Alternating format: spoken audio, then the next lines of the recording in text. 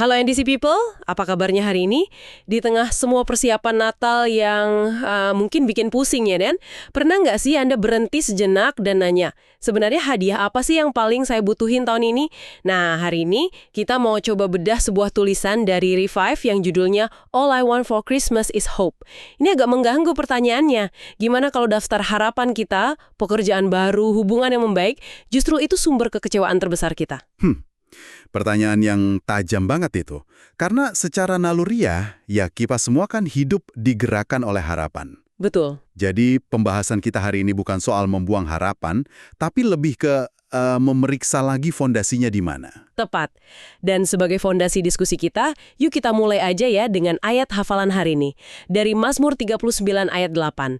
Dan sekarang, apakah yang ku nanti-nantikan ya Tuhan? Kepadamulah aku berharap. Wah, sebuah ayat yang langsung mengarahkan kita ke inti persoalannya ya. Oke, mari kita selami tulisan Revive ini. Ada satu bagian yang, buat saya pribadi kena banget sih. Yang mana tuh?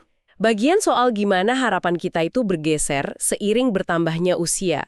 Waktu kecil kan rasanya dunia runtuh kalau nggak dapat mainan idaman. Sekarang daftarnya jadi jauh lebih berat ya. Harapan untuk dapat pekerjaan, untuk sembuh dari sakit, untuk menemukan pasangan hidup. Betul. Dan tulisan Revive ini membingkainya bukan sebagai kegagalan kita loh, tapi sebagai bagian dari desain manusia. Kita itu seakan-akan terprogram untuk menaruh harapan pada hal-hal yang bisa kita lihat, yang bisa kita sentuh. Masuk akal. Nah, masalahnya, seperti yang ditekankan di artikel itu, semua hal tersebut sifatnya sementara, bisa goyah. Di saat itulah kita merasa putus asa. Tulisan itu lalu menantang kita. Gimana kalau harapan sejati itu justru dimulai saat kita sadar keterbatasan program bawaan ini? Tunggu. Ini menarik. Jadi, kalau harapan pada hal-hal duniawi itu rapuh, terus apa dong alternatif yang ditawarkan? Kan kita nggak bisa hidup tanpa harapan sama sekali. Nah, itu dia. Disinilah tulisan itu menunjuk pada kelahiran Kristus. Tapi saya mau coba gali lebih dalam nih. Gimana ya tepatnya kelahiran seorang bayi 2000 tahun lalu bisa jadi bukti harapan buat seseorang yang katakanlah hari ini baru aja kehilangan pekerjaan? Di mana jembatannya? Pertanyaan yang krusial banget. Menurut Revive, jembatannya itu ada di dalam nama itu sendiri, Immanuel. Yang artinya Allah beserta kita? Betul, Allah beserta kita. Ini bukan sekedar janji kalau nanti di surga semua akan baik-baik saja, bukan. Ini adalah pernyataan radikal bahwa Tuhan masuk ke dalam kerapuhan kita, di sini dan saat ini. Jadi kelahirannya bukan bukti bahwa masalah akan hilang, tapi bukti bahwa Anda tidak akan pernah sendirian di dalam masalah itu. Harapannya bukan pada perubahan keadaan, tapi pada kehadiran yang menyertai. tepat sekali. Oke. Jadi harapannya ada pada siapa, bukan apa.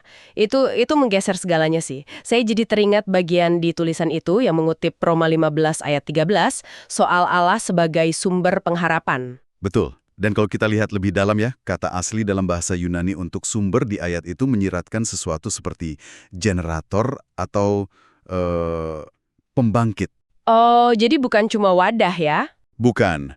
Jadi Paulus tidak sedang bilang Tuhan itu wadah harapan yang bisa kita ambil sesuka kita. Dia adalah pembangkitnya. Ini pergeseran besar. Harapan bukan sesuatu yang kita cari di luar, tapi sesuatu yang dihasilkan di dalam kita saat kita terhubung ke sumber itu. Wow. Revive pakai analogi jangkar. Harapan pada pekerjaan atau kesehatan itu seperti jangkar yang dilempar ke perahu lain. Kalau perahu itu oleng, Kita ikut terseret. persis. Tapi harapan pada Tuhan, menurut mereka, itu seperti jangkar yang ditancapkan ke dasar laut. Badai di permukaan boleh datang, tapi pegangan kita kokoh. Oke, jadi apa artinya ini semua? Pesan utamanya berarti di tengah semua keinginan kita yang mungkin belum terwujud, Natal ini adalah momen yang pas banget untuk evaluasi lagi ya, di mana jangkar kita tertancap. Tepat. Bukan berarti kita dilarang berharap untuk hal-hal baik, tapi ini soal merayakan kelahiran sang generator harapan itu sendiri. Betul sekali. Ini bukan tentang menekan keinginan, tapi menata ulang prioritas pengharapan kita. Dan ini membawa kita pada sebuah pertanyaan reflektif yang diajukan Revive langsung untuk Anda renungkan secara pribadi. Apa itu?